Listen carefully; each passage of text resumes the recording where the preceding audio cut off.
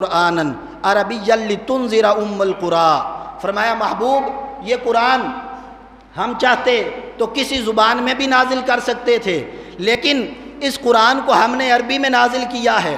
اس کی وجہ یہ ہے کہ آپ ام القری یعنی کہ مکہ والوں کو ڈرائیے، ومن حولہا، اور مکہ چونکہ مرکز ہے ساری زمین کا اور ساری زمین کے درمیان میں واقع ہے، مکہ سے اپنے پیغام کی ابتدا کیجئے اور چار دانگے عالم میں اسلام کے پیغام کو پہنچا دیجئے۔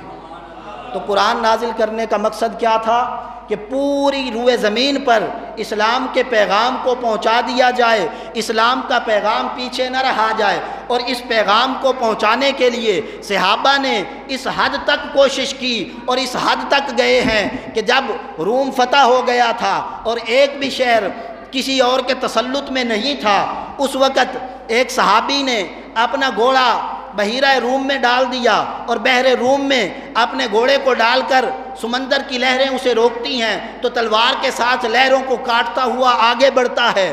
جب لہریں تیز ہوئیں اور اس سے آگے بڑھنا ممکن نہ رہا تو تب اللہ کی بارگاہ میں عرض کرنے لگا، اے اللہ تو گواہ رہنا، ہم جہاں تک جا سکتے تھے تیرے دین کے پیغام کو لے کر وہاں تک پہنچے ہیں۔ تو اسلام کے پیغام کو پہنچانے کی جو ذمہ داری رسول اللہ کو اللہ رب العزت نے دی تھی، اللہ کے نبی نے اور حضور کے صحابہ نے اس ذمہ داری کو اتنا خوبی کے ساتھ بیان کیا ہے کہ ابھی حضرت امیر معاویہ کا دور حکومت تھا اور تبری کے الفاظ ہیں کہ صحابہ کرام کے لشکر حتیٰ داخل لاہور، صحابہ کے لشکر لاہور میں داخل ہو گئے تھے۔ حضور کے پیغام کو پہنچانے کے لیے صحابہ نے اتنی جد و جہد کی، اتنی محنت کی اور اتنی محبت اور مشقت کے ساتھ کام لیا کہ نہ دن دیکھا نہ رات، نہ صبح دیکھی نہ شام، نہ سردی دیکھی نہ گرمی، بس جس علاقے کا پتہ چلتا کہ زمین پر انسان رہتے ہیں یہ اسلام کا پیغام لے کر وہاں پہنچ جایا کرتے تھے۔ نعرہ تکبیر،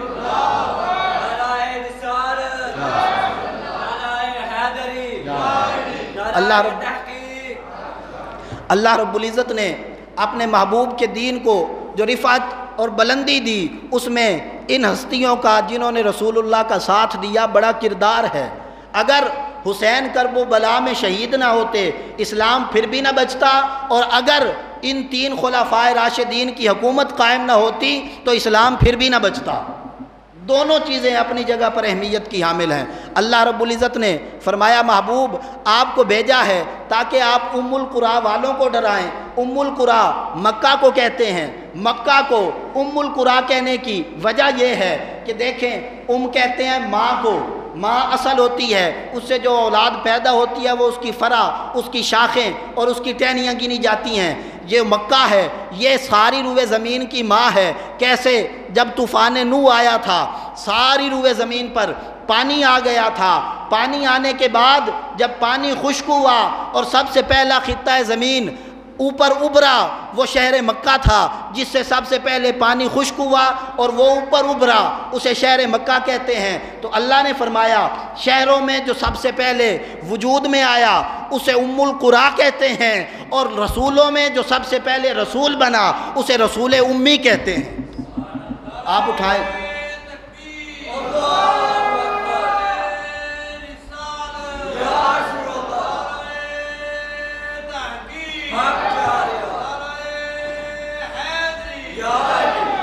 اٹھائیے قرآن مجید، یہ بات میں نے ایسے نہیں کی۔ قرآن مجید سورہ الاعراف آیت نمبر 157 اللہ رب العزت نے ارشاد فرمایا وَيَتَّبِعُونَ الرَّسُولَ النَّبِيَّ الْأُمِّيَّ، یہ لوگ اس رسول امی کی پیروی کرتے ہیں۔ امی ام سے نکلا ہے جس کا مطلب ہوتا ہے کائنات کی اصل۔ پتہ چلا شہروں کی اصل مکہ ہے تو کائنات کی اصل مصطفیٰ ہے۔ اب آگے اللہ رب العزت نے فرمایا لوگو سن لو، یہ اس لیے کیا ہے کہ تمہیں اللہ رب العزت قیامت سے ڈرائے۔ فریقٌ فی الجنۃ و فریقٌ فی السعیر، اور تمہارے دو طبقے، دو گروہ ہیں، ایک جنتی ہے دوسرا دوزخی۔ اب یہ جنتی اور دوزخی کیوں بنے ہیں اس کی وجہ اگلی آیت کریمہ میں آ رہی ہے۔ بہت دلچسپ اور پیارا موضوع صرف قرآن کے الفاظ سے ثابت ہے۔ قرآن کے الفاظ اگلے حصے کو بڑی وضاحت سے بیان کرتے ہیں۔